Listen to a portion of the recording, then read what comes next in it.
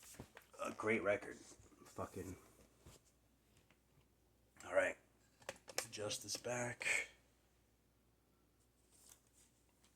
All right, cool. So what we're gonna do now? I'll pull out the Venom 45s. And this is the one I want to focus in on. This is the very first one. And I'll show it again when the time comes. But the reason I want to sort of emphasize this a little bit is because as raw as it sounds on Welcome to Hell, the single version is actually even more raw. And the reason I'm making a big deal out of this is because a lot of times you'll see, I've seen it like on compilation things. I've seen it like on YouTube videos where someone will do it. And they'll upload it. They'll be like, oh, original single version. But it's not the original single version. It's pretty obvious. Because not only does it not have that weird sort of backward mashed part at the beginning, but it's actually even cruder. Like the drums sound just like so fucking dirty and shit. Check this out.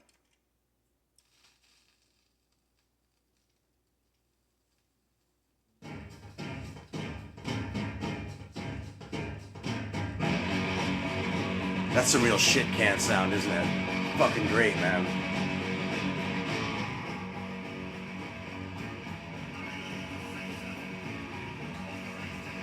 There's even more delay on the vocals, too. So the B-side of this is Live Like an Angel.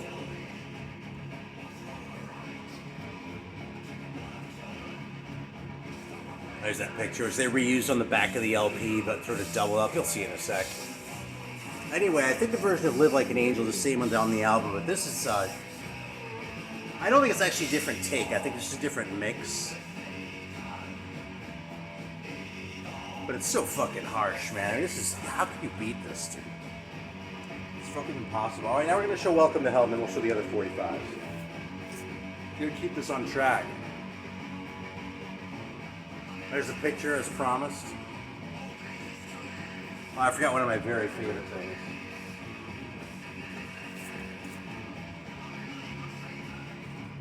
Right there. Home taping is killing music. So are Venom. You know, one thing about being a lot older than kids today is if you have to explain home taping, it kind of dilutes the joke a lot, you know? But as it is, it's pretty goddamn funny. Alright, so let's look at the label on this one, because I don't remember what color it is. Blue. Neat records with that old sort of kind of semi-shitty logo.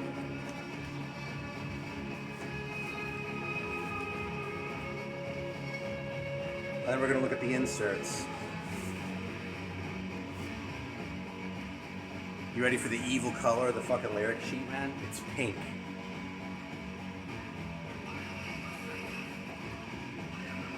There we go, man. That's kind of cool that instead of Mayhem with Mercy right here, which is kind of a dumb title anyway, it just says instrumental link, no words.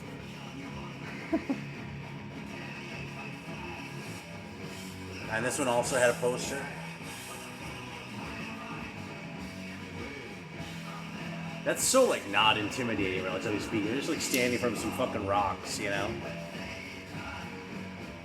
Like, you're wearing upside-down crosses, you can barely see them, you know?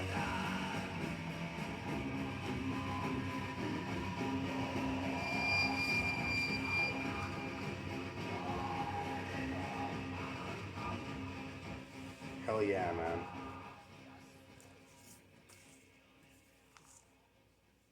Yeah, I'm partial to these neat pressings of these records too, because the combat ones, they put the single tracks on the albums. I mean, it's cool that they're available.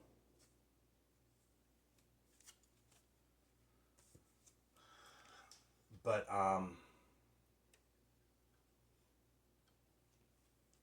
it kind of makes the albums too long.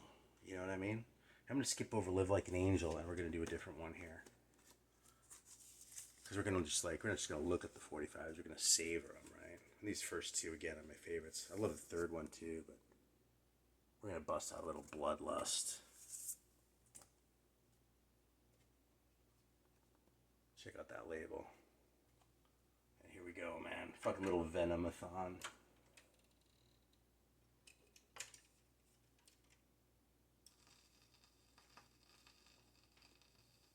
Pretty decent soda. I probably wouldn't buy a 6 of it.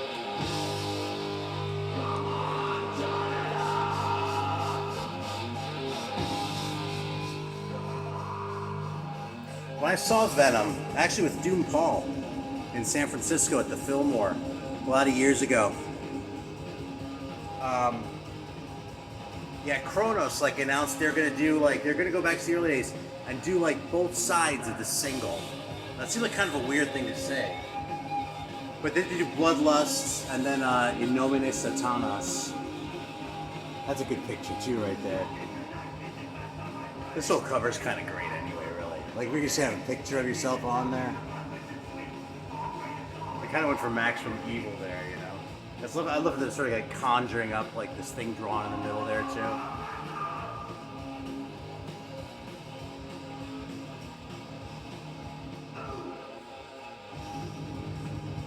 Fucking Bloodlust, man. Alright, so we'll leave that there. And then the last one in the stash here. Yeah, I whipped through these pretty quickly, but it's still 25 minutes. Is Die Hard and Acid Queen. There we go. It did occur to me to like bust out some of the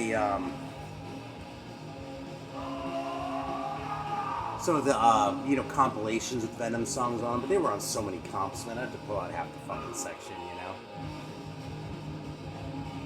And that's one band that's really pretty well represented on their own shit, you know. Like with Angel Witch, you have to go search out those comps if you want to find all the good shit, right? But with Venom, if you get the Venom releases, you're gonna be okay. In fact, I would say if you get the first 2 LPs and the first 3 singles, you're doing pretty okay on the Venom front. So, Possessed is okay. You know, there's some decent songs on it. I like it. I want to like it more than I do like it. Honestly, it's kind of one of those. Just want to revisit periodically, and you know, I say this a lot, but maybe someday I'll come around and be like, oh, this record's fucking fantastic. You gotta check it out, you know. But it hasn't happened yet with those. But they're here for a reason. Some of those later songs, I actually kind of tend to get my fill off a live one, you know what I mean? Like, listen to,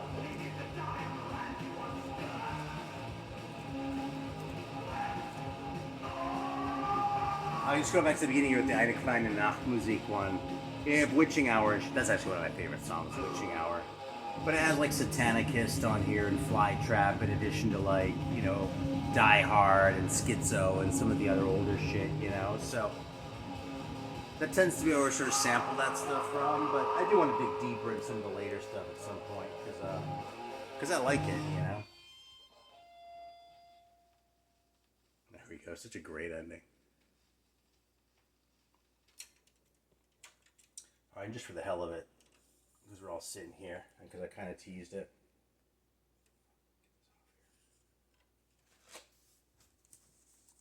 Fucking Bloodlust. Fucking funny song title, man. Venom is so hilarious. We're gonna play a minute of this too.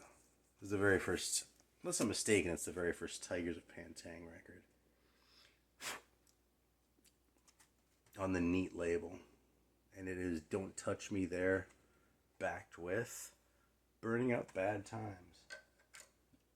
I haven't played this in a long time, so I'm gonna wipe it quick. But I wiped the Venoms, but and incidentally, sometimes I show records that are like, ooh, in the price range, but these 45s you can still get, you know what I mean? They're not cheap, but it's not like, you know.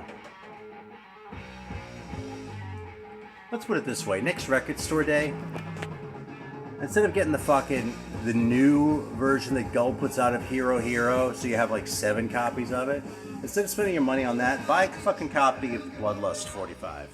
Because you'll be better served, it's better music, and it's probably something you don't already have, because I'm sure you have the Priest shit on like 8 different recordings, you know?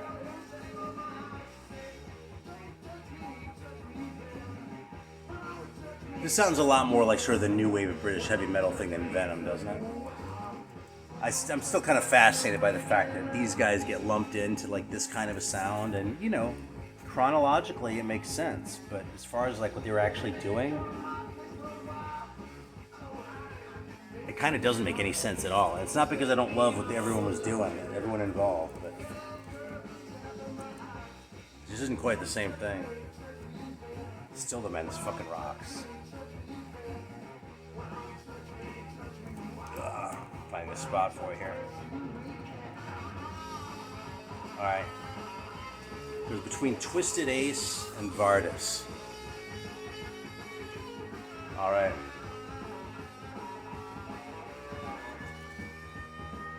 And, yeah, I think I'll leave it there. A couple other things here to talk about, but we're coming up on a half hour, and I haven't listened to 4-Way Anal Touch Fight yet. And, I'll save the other shit for next time. So thanks for watching. That's the Venom collection. Thanks to Mr. Dude whose name I'm spacing because you suggested it. It was a good idea, and I can use little memory jogs sometimes because, you know, you dig deeper and deeper and you're looking for new shit to try and show and never to do the same thing twice. And the fact is, dude, I mean, I've been making videos for close to 8 years now, and it's like, how often does someone go back and look at a 7.5-year-old video and say, oh, you already showed this record in fucking 2016 or whatever? It doesn't happen, you know, so I should probably do more of these sorts of things, so... Yeah, so I appreciate the comments. Help me keep me focused. So, talk soon, man. Thanks for watching.